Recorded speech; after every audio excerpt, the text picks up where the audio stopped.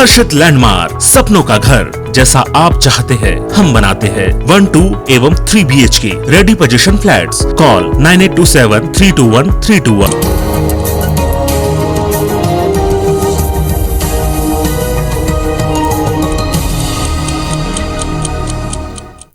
नमस्कार, सुप्रभात। मैं हूं आपके साथ आकांक्षा और स्वागत है आप सभी का साथ की बड़ी बात में। सबसे पहले बात करेंगे मां तुझे प्रणाम यानी कि नवरात्रि की।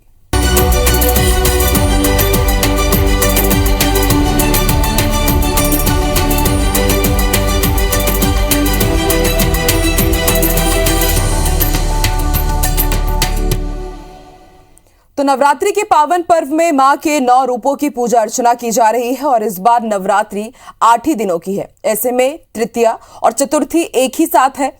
आज सुबह श्रद्धालु मां चंद्रघंटा की पूजा अर्चना कर रहे हैं और साथ ही मां कुष्मांडा की भी पूजा अर्चना की जाएगी। घर पर मां चंद्रघंटा को केसर की खीर और सफेद मिठाई का भोग लगाना चाहिए, तो वहीं मां कुष्मांडा को हलवे और पूड़ी का भोग लगाया जाता है। वहीं अगर बात पूजा पंडालों की जाए तो देवी के दर्शन करने के लिए मंदिरों में सुबह से ही भक्तों की भीड़ जमा हो रही है। हालांकि इस दौरान कोरोना नियमों का पालन करने की सख्त हिदायत दी जा रही है। श्रद्धा के साथ साथ आप भी अपनी सेहत का ख्याल जरूर रखें। तो इस बार नवरात्र 8 दिनों की है क्योंकि तृतीया और चतुर्थी तिथि एक साथ पड़ रही है और ये बेहद शुभ संयोग माना जा रहा है। और इसी के साथ आज मां चंद्रघंटा और मां कुष्मांडा की एक साथ पूजा हो रही है।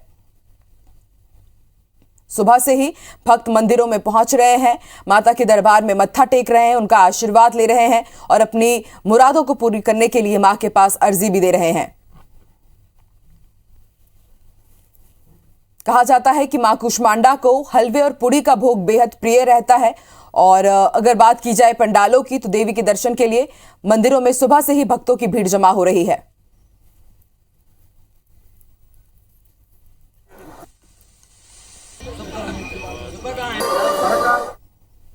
और चलिए अब आपको दर्शन करवा देते हैं माता के दरबार के। हमारे साथ 3 सहयोगी इस वक्त लाइव जुड़ चुकी हैं।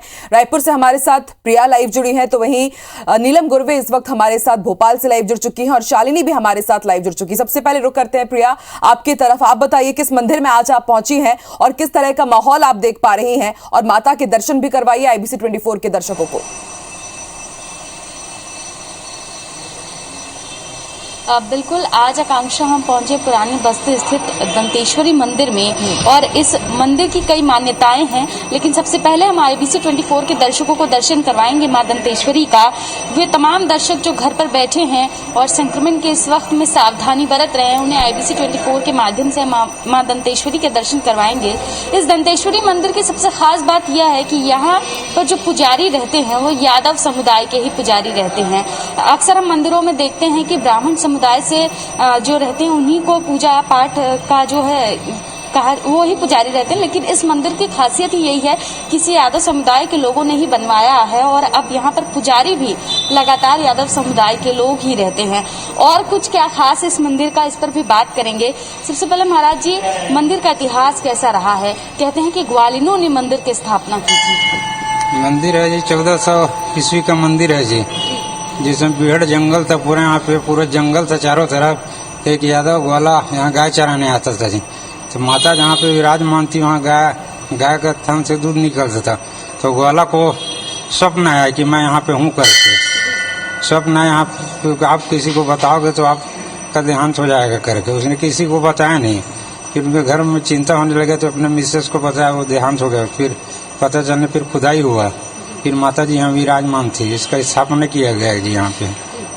हमेशा यादव समुदाय यहाँ शुरू से ही यहाँ यादव लोग वही पूजा पाठ करते हैं जब से। अच्छा, कोरोना का समय है, ऐसे में आप लोगों ने इस बार क्या सतर्कता बरती है? जो भक्त श्रद्धालु यहाँ पहुँच रहे हैं उनके लिए क्या गाइडलाइन है? कलेक्टर का आदेश के अनुसार तो जो नियम बनाया गया उसी का पालन किया जा रहा है जी। मास्क लगाकर आके वही पालन, सोशल डिस्टेंस का पालन कराया जा रहा है। आज तीसरा और चौथा दिन दोनों ही है, मां चंद्रघंटा और कुष्मांडा मां की पूजा होगी। किस तरीके से पूजा करें वे लोग जो घर पर हैं? घर में नवरात्रि का पूजा कुष्मांडा आज तीसरा और चौथा दिन एक ही साथ है जी। अब पूजा पाठ तो उसी से हिसाब जैसे करना है उसी हिसाब से कर। तो आज नवरात्रि का तीसरा और चौथा दिन एक साथ पड़ा है और IBC 24 ने अपने दर्शकों को मां दंतेश्वरी के दर्शन करवाए। कई मान्यताएं हैं। 1400 साल पुराना ये मंदिर है और एक ग्वाले को सपने में माता ने दर्शन दिया था। उसके बाद इस मंदिर की स्थापना की गई थी। सुबह से ही यहाँ पर भक्तों का जो है तांता लगा हुआ है और हर बार यहाँ पर बड़ी संख्या में भक्त जो है वो माता के दर्शन करने के लिए पहुंचते हैं। आकांक्षा, बिल्कुल प्रिया, आप बने रहिए हमारे साथ। चलिए अब अपने भक्तों को हम कालिका मंदिर के भी दर्शन करा दें। नीलम हमारे साथ इस वक्त लाइव जुड़ी हुई है। नीलम, कैसी रौनक आप देख रही हैं मंदिर प्रांगण में और क्या महत्व है इस मंदिर का, क्या मान्यता है, ये भी बताइए।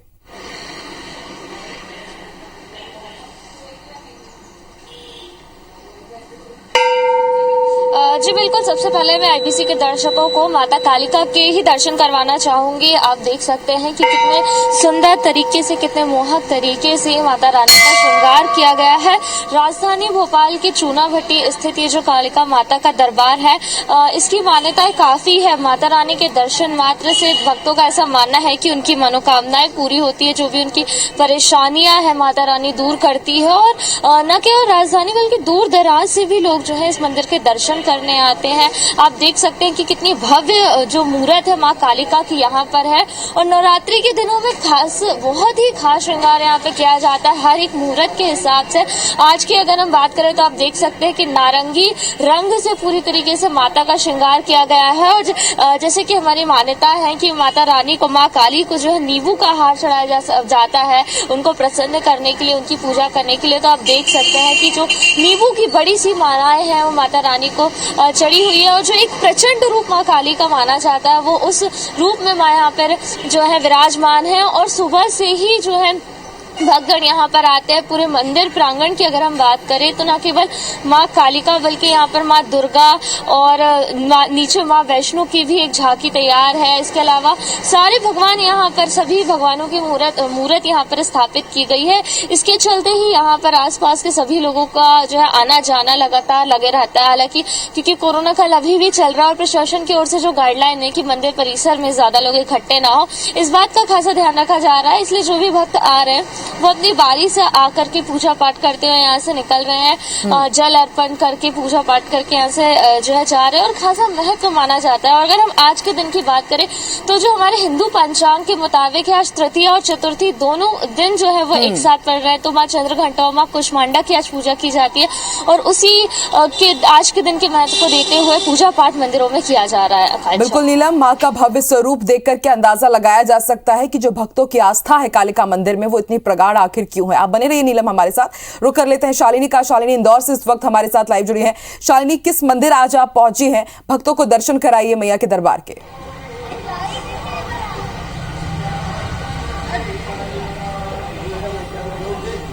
बिल्कुल आकांक्षा, देखिए बहुत ज्यादा खास होता है नवरात्रि के 9 दिन और उससे भी ज्यादा खास होता है कि किस तरह से विधि विधान से माता रानी की पूजा अर्चना कर सके। सबसे पहले हम आपको दर्शन करा देते हैं। इस समय मौजूद हूँ माँ कालिका माता मंदिर में और आप देख सकते हैं कि कितना बेहद खूबसूरत श्रृंगार जो है वो माता रानी का किया गया है। इसके साथ साथ दिन भर की अगर दिनचर्या की मैं बात करूँ तो 4 से 5 बार जो है इसी तरह से माता रानी का श्रृंगार होता है। 4 बार विशेष आरती की जाती है और दिन भर ऐसे ही भक्तों का तांता जो है वो मंदिर प्रांगण में लगा रहता है। चूंकि आज तीसरा दिन है और तीसरे के साथ ही चौथा आज ही दिन मनाया जा रहा है क्योंकि नवरात्रि इस बार 8 दिन की है। ऐसे में आज का जो दिन है वो समर्पित होता है चंद्रघंटा माता को। इसके साथ चौथा दिन जो होता है वो कुष्मांडा माता का होता है, यानी 2 देवियों की पूजा। आज लोगों को सौभाग्य मिल रहा है कि 2 देवियों की पूजा एक साथ की जाए और इसीलिए एक बेहद ज्यादा जो उत्साह है वो देखने को मिल रहा है और भक्तिमय माहौल है। माता रानी का विशेष श्रृंगार और इसके माध्यम से माता रानी को प्रसन्न करने की जो कोशिश है वो की जा रही है। बेहद ज्यादा खास माना जाता है 9 दिनों को। पंडित जी से ही समझते हैं, पंडित जी कितना खास है, आज किस तरह से विधि विधान से पूजा होगी ना? आज माता जी का शनिवार का दिन है, जैसे काल रात्रि का पूजन होता है। माँ आज शनिवार का दिन माँ काली का जो रूप होता है वो मसान काली के रूप में ही पूजते हैं। तो आज के दिन माता जी का बहुत विशेष पूजन होता है और आज 4 से 5 बार आरती होती है दिन में, सुबह से शाम तक में। श्रृंगार भी 4 से 5 बार होते हैं माता जी के। मतलब 9 दिन तो पूरे विशेष 4 से 5 दिन श्रृंगार चलते हैं और 4 से 5 बार आरती तो डेली चलती है, वो तो 12 महीने। उसके बाद यहाँ की मान्यता जो बहुत ज़्यादा है, इस मंदिर को करीब करीब 1970 में ये मंदिर बना है, तब से इस मंदिर की मान्यता। और माता जी यहाँ पे सभी की मनोकामनाएं पूर्ण करती हैं, जो भी आए कैसा भी जो इसकी इच्छा होती माता जी अवश्य पूर्ण करती हैं। अपने से हमने देखा गोद भराई के लिए मंदिर बहुत मशहूर है, कहा जाता है अगर शिद्दत से मांग लिया जाए तो माता पूरी करती है। माता जी के यहाँ पे गोद का जो भी काम आप मनोकामना आपकी होगी वो पूर्ण होती है। गोद भरते हम लोग गोद भरते जैसे भगवती के सामने से, जिसको भी आज तक यहाँ से कोई दरबार से खाली गई नहीं, तो माँ सब देती है। बस भाव अपने अंदर के होना चाहिए, माँ से लगन लगना चाहिए। जब माँ से लगन लगती है तो अपने आप मनोकामनाएं पूर्ण होती है। तो आकाश देखिए कि कितना प्राचीन और महत्वपूर्ण ये मंदिर है, क्योंकि इसकी जितनी खासियत है उतना ही महत्वपूर्ण है कि दूर दराज से लोग, दूसरे जिले से लोग यहाँ पे खासतौर पर दर्शन के लिए पहुँचते हैं। और माता रानी के आस्था में इस समय जो पूरा शहर है वो डूबा हुआ है। और सुबह से ही जैसे ही दरबार खुले उसके बाद से माता रानी का दर्शन करने के लिए भक्त पहुंच रहे हैं और बेहद ज्यादा भक्तिमय माहौल जो है वो इंदौर शहर के मंदिरों में देखने को बिल्कुल शालिनी। और जो भक्त मां के दरबार तक नहीं पहुंच पा रहे हैं, IBC 24 घर बैठे उनको माता के दरबार के अलग अलग दरबारों के लाइव दर्शन करवा रहा है। आप तीनों का ही शुक्रिया हमारे साथ जुड़ने के लिए।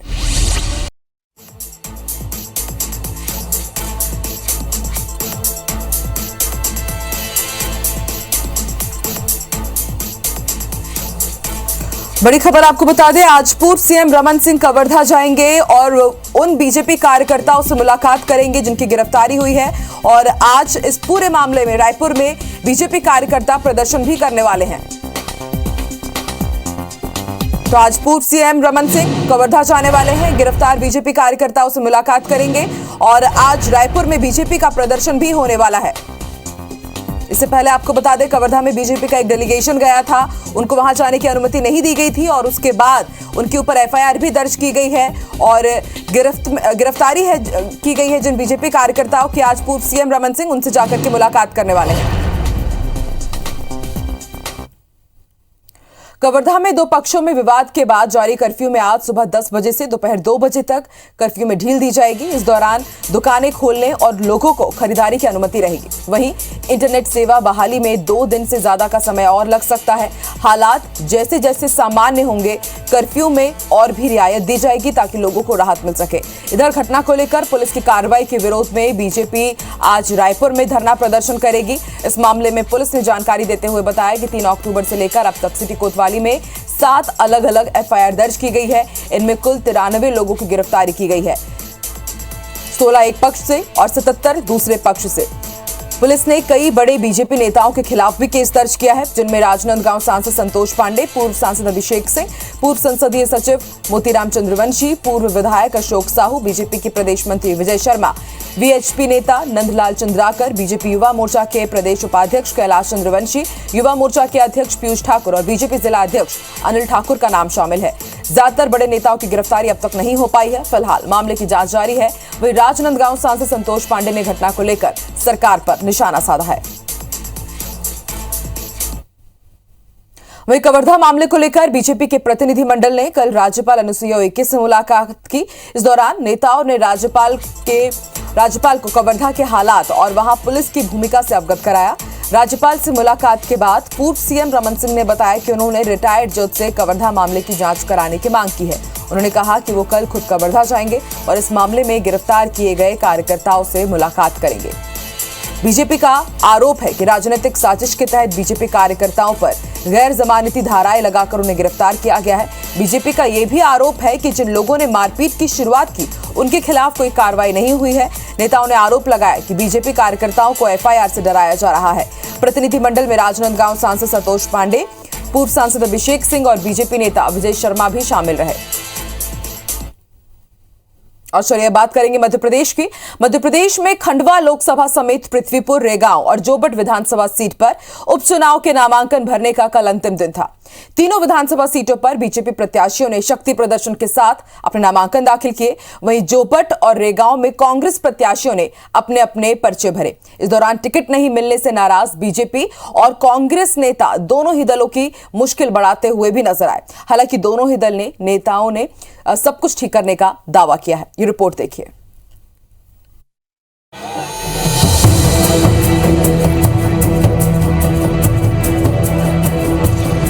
तस्वीरें बीजेपी प्रत्याशियों के नामांकन की। पृथ्वीपुर से बीजेपी प्रत्याशी डॉक्टर शिशुपाल यादव, जोबट से सुलोचना रावत और रैगांव से प्रतिमा बागरी ने उपचुनाव के लिए अपना नामांकन दाखिल किया। जोबट में रैली के रूप में पर्चा भरने पहुंची सुलोचना रावत के साथ कैलाश विजयवर्गीय मौजूद रहे। कैलाश ने सुलोचना के पक्ष में सभा भी की। इधर पृथ्वीपुर में बीजेपी प्रत्याशी शिशुपाल यादव के नामांकन के दौरान सीएम शिवराज सिंह चौहान और प्रदेश बीजेपी अध्यक्ष वी.डी. शर्मा मौजूद रहे। उन्होंने एक जनसभा को भी संबोधित किया। सीएम शिवराज रैगांव में भी बीजेपी कार्यकर्ता सम्मेलन में शामिल हुए, जहां उन्होंने कांग्रेस पर जमकर निशाना साधा और बीजेपी को जिताने की अपील की। इस बार इतिहास बदल दो, मैं तुम्हें विश्वास दिलाता हूं, मैं विकास का नया इतिहास रच के आपको देता। भारतीय जनता पार्टी ने हमेशा विकास किया है, आज भी हम विकास करेंगे। यहाँ से जब सुलोचना बहन जी हमारी विधायक बनकर जाएगी तो जिले की विकास जो रुका हुआ है वो निश्चित रूप से बढ़ेगा। गर्ल्स एम्पावरमेंट को लेकर इस चुनाव में जाने के लिए प्रयासरत हूँ कि गर्ल्स एम्पावरमेंट मेरा पहला मुद्दा रहेगा। कांग्रेस की बात करें तो जोबट से कांग्रेस प्रत्याशी महेश पटेल ने पर्चा भरा। उनके साथ कांतिलाल भूरिया मौजूद रहे। वहीं रैगांव से कांग्रेस प्रत्याशी कल्पना वर्मा ने भी अपना नामांकन दाखिल किया। विश्वास है कि कांग्रेस पार्टी को लाभ मिलेगा और कांग्रेस पार्टी इस बार विजय जरूर होगी। भूरिया जी के नेतृत्व में हर बूथ तक भूरिया जी के नेतृत्व में कार्यकर्ता जुटे हुए हैं और हमारे राष्ट्रीय नेता भी आएंगे और प्रदेश के नेता भी आएंगे। मैं 25 से 30 हजार वोटों से जीतने का दावा कर रहा हूँ। आज हम निश्चित ही अब जगह जगह जाएंगे और महेश पटेल को भारी बहुमत से जिताएंगे। ये हमने आज सभी कार्यकर्ता हमारे आए हुए हैं, संकल्प लेके हम चलेंगे। इधर टिकट नहीं मिलने से नाराज बीजेपी और कांग्रेस के नेता दोनों दलों की मुश्किलें बढ़ाते नजर आए। रैगांव से पुष्पराज बागरी और छोटे भाई देवराज बागरी की पत्नी वंदना बागरी ने निर्दलीय के रूप में पर्चा भर दिया। हालांकि पुष्पराज बागरी ने बाद में सीएम शिवराज सिंह चौहान के मंच पर पहुंचकर बीजेपी प्रत्याशी को अपना समर्थन दे दिया। जोबट में कांग्रेस नेता दीपक भूरिया ने पार्टी की मुसीबत बढ़ा दी। उन्होंने निर्दलीय रूप से अपना नामांकन दाखिल किया। हालांकि दोनों दल रूठों को मनाने का दावा कर रहे हैं। भतीजी प्रतिमा बागरी को आप लोग अपने पूरे मन से, पूरे आशीर्वाद से, प्रचंड बहुमत से यहाँ से जिता करके भेजें। ये सम्मान की बात है और ये कार्यकर्ता कलावती भूरिया के उनके सम्मान की बात है। जिस तरह मैंने दूसरी बार आज मैं बोल रहा हूँ वापस से, उन्होंने फारूक बागी भरा, उसको हम लोग बना के और 13 तारीख के पहले हम उसको फारूक वापस करवा देंगे। और यहाँ पर इस तरह से अपना कभी भी कांग्रेस पे चलता है कि निर्दलीय कोई लड़े, पर लड़ने की अनुमति पार्टी नहीं देगी और दीपक को हम कहेंगे कि फारूक वापस ले देगा। देखिए, कहीं पर भी कोई भी निर्दलीय होकर फॉर्म नहीं भर रहा है। मेरी कल रात में भी सभी जगह बात हुई है और 1-2 जगह लोगों ने फॉर्म जरूर लिया है, पर उनसे भी बातचीत हो गई है और वो फॉर्म जमा नहीं करेंगे या करेंगे तो विड्रॉ कर लेंगे। उपचुनाव में नामांकन के साथ ही प्रचार प्रसार की सरगर्मी भी बढ़ गई है। अब बीजेपी और कांग्रेस दोनों ही दलों के सामने रूठों को मनाने और जनता को अपने पक्ष में करने की चुनौती है। Bureau report, IBC 24। बड़ी खबर आपको रायपुर से बता दें, छत्तीसगढ़ ओबीसी कांग्रेस के अध्यक्ष नियुक्त कर दिए गए हैं और चोलेश्वर चंद्राकर को ये जिम्मेदारी दी गई है। उन्हें अध्यक्ष बनाया गया है। केसी वेणुगोपाल ने कल पत्र जारी कर दिया है। तो बड़ी खबर आपको बता रहे हैं, चोलेश्वर चंद्राकर को नई जिम्मेदारी सौंपी गई है। उन्हें ओबीसी कांग्रेस का अध्यक्ष नियुक्त किया गया है। कल केसी वेणुगोपाल ने यह पत्र जारी किया और उन्हें नई जिम्मेदारी सौंपी गई है।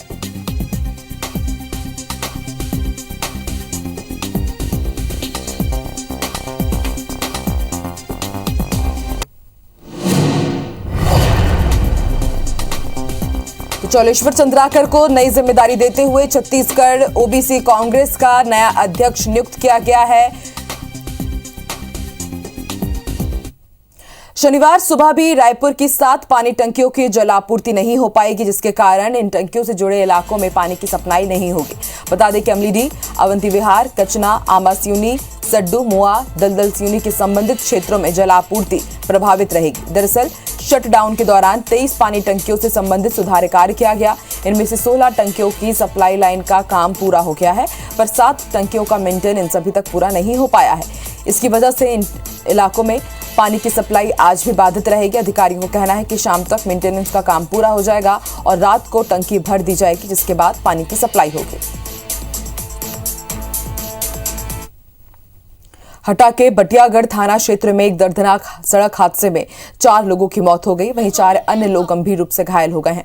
बताया जा रहा है कि गिट्टी से भरा हाईवा अनियंत्रित होकर एक मकान पर पलट गया और मकान के अंदर सो रहे एक ही परिवार के 4 लोगों की मौत हो गई। वहीं 2 अन्य परिजन भी गंभीर रूप से घायल हैं। घटना में हाईवा सवार चालक परिचालक अभी भी घायल बताए जा रहे हैं। घटना के बाद सभी को जिला अस्पताल दमोह लाया गया है। दुखद हादसे की खबर के बाद जिला प्रशासन के तमाम अधिकारी अस्पताल पहुंचे, वहीं पुलिस पूरे मामले की जांच में जुट गई है। बताया जा रहा है कि तेज रफ्तार हाईवे से जा रहा था हाईवा और बटियागढ़ से हटा की तरफ ही जा रहा था, तभी अंजनी बेरखेड़ी के पास ये दर्दनाक हादसा हुआ। भिंड के एक निजी अस्पताल में आशा कार्यकर्ता और अस्पताल की स्टाफ नर्स के बीच मारपीट का मामला सामने आया है। मारपीट की यह घटना सीसीटीवी में भी कैद हो गई है। दरअसल आशा कार्यकर्ता को एक मरीज अस्पताल में भर्ती कराने के एवज में कमीशन नहीं दे रहा था, जिसे लेकर वो नाराज हो गई और अस्पताल की नर्स से उसका वाद विवाद हुआ और नौबत मारपीट तक जा पहुंची। अस्पताल में मौजूद लोगों ने उन्हें रोका, लेकिन स्टाफ नर्स और आशा कार्यकर्ता की मारपीट की यह घटना सीसीटीवी में कैद हो गई। आशा कार्यकर्ता का कहना है कि नर्सिंग होम संचालित करने वाले डॉक्टर के गुप्ता सरकारी अस्पताल में पदस्थ हैं, लेकिन वो कमीशन का लालच देकर अपने निजी नर्सिंग होम में मरीजों को भर्ती करवाते हैं, लेकिन जब कमीशन देने की बात आती है तो कमीशन नहीं देते। फिलहाल पुलिस पूरे मामले की जांच कर रही है।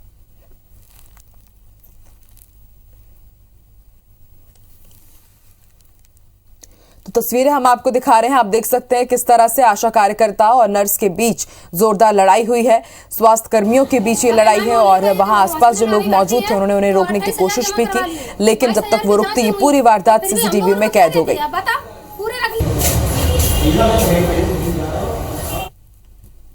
इस बुलेटिन में फिलहाल इतना ही। आप देखते रहिए IBC 24। नमस्कार।